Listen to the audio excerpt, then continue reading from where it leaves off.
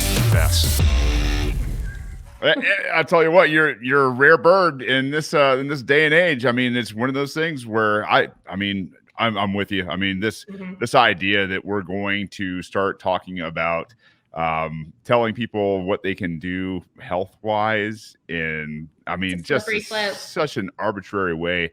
I mean, you look at what's going on around the world, and I think one of the reasons why the mandates for like places like the grocery store and restaurants and stuff haven't really been taken outside of some of the more, I should say, the most liberal cities in the entire United States. Is because they know they can't get away with it. Like, it's just it's right now, peaceful people are being as patient as they can, and I think it's kind of the sign of what real power is. Let's talk about guns for a second.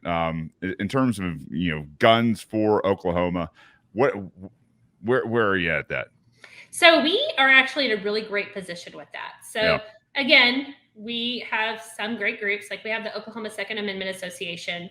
That, again, I'm part of that too, because I like to be a joiner. What can I say? And so anyways, they do a fantastic job of fighting. There's a couple of things that they've agreed upon this year that kind of made me cringe a little bit, but we do have constitutional carry. We've had that for a while now. So you don't even have to have a concealed carry. You're allowed to carry regardless. You don't have to ask the state for permission. No, we don't. Yourself? Amazing. We don't. It's great. And we have so we have the open carry and everything. We have the ability to carry in a lot of places. We have a lot of legislator that's on our behalf. And would you do anything to nullify the ATF overreach in your state? Like, hey, absolutely. Man, you guys want suppressors? Have suppressors. You guys want short barrel rifles? Have short barrel rifles. Absolutely. Whatever you want.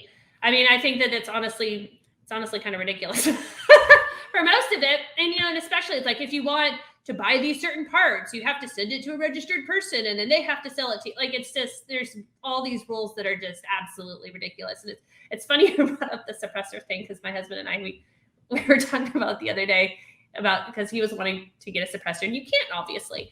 Yeah. And I was like, jokingly, I was like, why do you need a suppressor? And he's like, are you even libertarian? Do I even have to have a reason to have a suppressor? Like, it's like, maybe because I don't want to have, even with ear protection, it's crazy loud, so it's just nice having it. And I'm like, the hiding the muzzle and all that stuff. I'm like, okay, fine, you're right. All the civilized people around the world don't have all the crazy rules around suppressors. They have crazy rules around firearms, but not suppressors.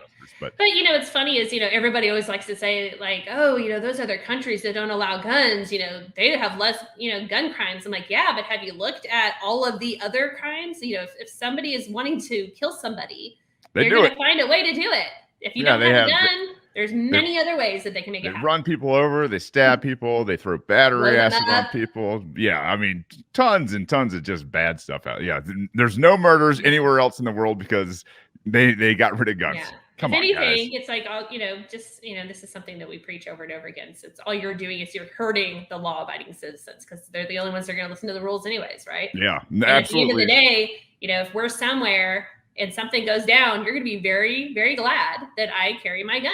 Oh, I mean, do you think, right now between France and Australia and the UK, those people, like this whole idea, we used to hear about it all the time. Well, Australia and all these people, they turned over their guns and they're fine. It's 2020. It's 2020 and governments don't do that shit anymore. And you're sitting there like, oh, they don't? Because I think that's where they're headed in a lot of these places right now. Actually, I saw somewhere where somebody was saying, I think it was down in either Melbourne. I think it's Melbourne.